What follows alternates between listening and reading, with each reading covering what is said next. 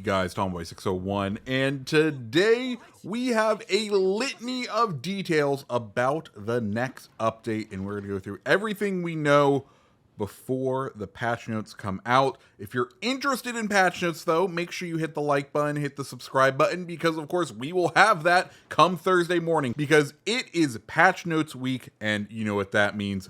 Up and early on Thursday morning, we will have a video for you here going over everything that Wargaming decides to hand me in the pre-release notes.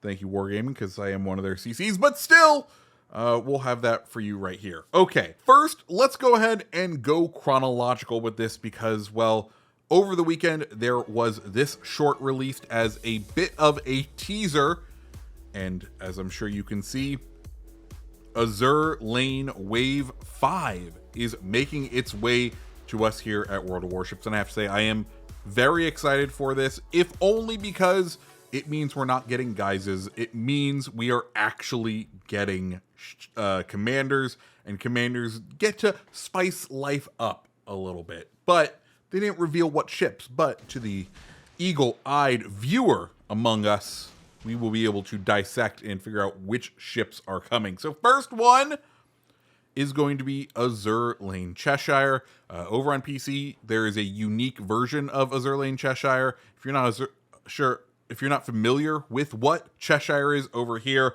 it's Albemarle at a tier lower with insane AA, but it likes to go boom. Pretty much the long and short of it. Over on the regular Azure Lane game, the Cheshire Commander, she's going to buff anti-aircraft, buff reload, and reduce damage. And I would like to see, Cheshire over here already has that insane AA rating, and I'd love to see her namesake commander buff that. I think a sort of build of buffing both AA and, a little bit of a hybrid kind of stack could be interesting, but we'll just have to wait and see. I don't think we currently have a hybrid build commander for the British cruisers, though I may be wrong on that, but I'm down to see what she has to offer, as I do really enjoy the British cruisers, so a new way to play them would be excellent. The second ship we see is the Sovetsi Rossiya, Azure Lane Sovetsa Rossiya. Over on the PC version, Sovetsa Rossiya is a reskin of Sovetsa Soyuz, but it has American battleship dispersion. Given that we had the Borodino also in the game, I think we may be seeing this ship as a premium offering for the next update, one that delivers on the Borodino's accuracy as well. I think we may be in a new era of Russian accuracy BBs. In the Azure Lane game, the Sovetsa Rossiya commander buffs around gun damage and accuracy, so I don't see why we wouldn't see that over in this game and have an accuracy-focused Azure Lane battleship commander for the Russians. The next commander we see is Azure Lane Colorado. There isn't currently, I think, a skin for that over on PC. I don't think there is for any of the other ones that we're about to take, so we're just going to talk about what we can expect basically in-game.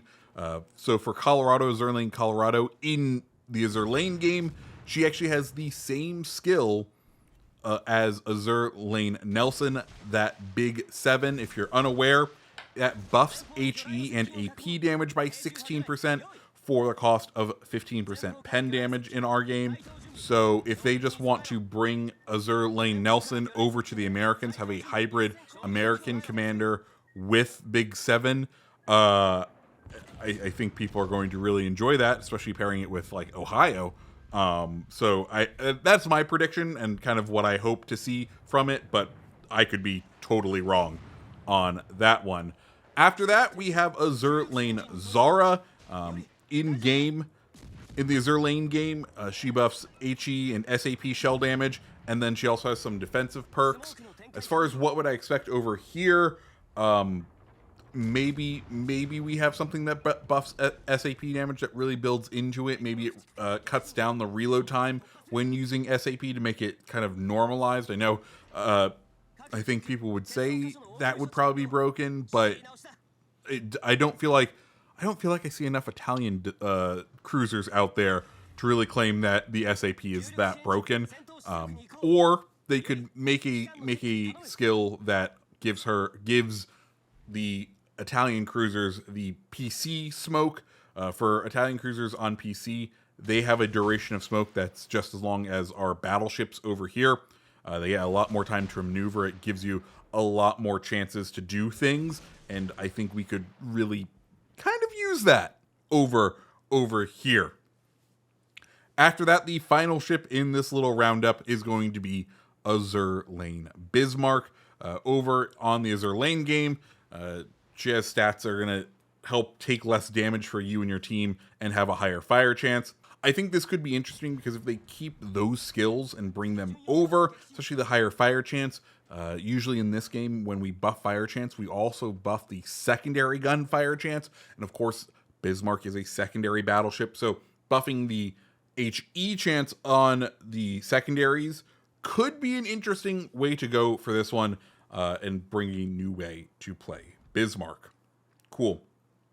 So that is Azure Lane, and those are my predictions / what we can hopefully expect from them. Let's now go into the teaser that was released yesterday, this time for the campaign ship, the Tier 7 Jaeger. As we covered on this channel already, we expected it to be the campaign ship, and we correctly called that. In the trailer, we get a kind of tease of a couple of its key stats. The first one is going to be its consumables. It's going to have an engine boost, a heal, and a torpedo reload. I'm sure it will also have a damage control party that wasn't shown there, but I feel like that's kind of implied by how every single ship has a damage control party, because it'd be absolutely wild if they're like, who needs it? They should never get spotted, right? Anyways, so it has those. Cool. Then we get a glimpse at its torpedoes, because of course the Jaeger is a very much torpedo focused boat. 86 knot top speed, 7,533 damage, so very, very minuscule and just tiny damage. And then an 85-second reload. If we build, I did some rough napkin math. If we equipped Stig, which is the destroyer commander for the Pan-Europeans already, if I equipped my Stig onto there, I would expect a 74-second reload on those torpedoes. So not quite down below the terrifying minute mark, but really close enough, and one that is going to be terrifying, that's just going to be cycling through all the torpedoes on board. Next stat that we see is going to be its HP, 15,900 hit points, which puts it in line with Kagero, with the other torpedo boats at the tier, so nothing too spectacular there. Then we get down to the top speed of the vessel, 39 knots. If it has the engine boost that the Pan-Europeans have / everyone has, that we should expect it to go up to 42 knots with the speed boost, and I think 43 or 44 with a speed flag on. So it will be able to cross the map fairly well. We didn't get concealment stats on it, but I am sure it is going to be an impressive vessel when it comes to concealment. Cool. So with all of that said, that's everything we know about the update that is on its way. If you want to know everything about the patch notes, like I said earlier, hit the like button, hit the subscribe button. I'll see you here bright and early Thursday morning, and I hope you have a fantastic rest of your day. See ya.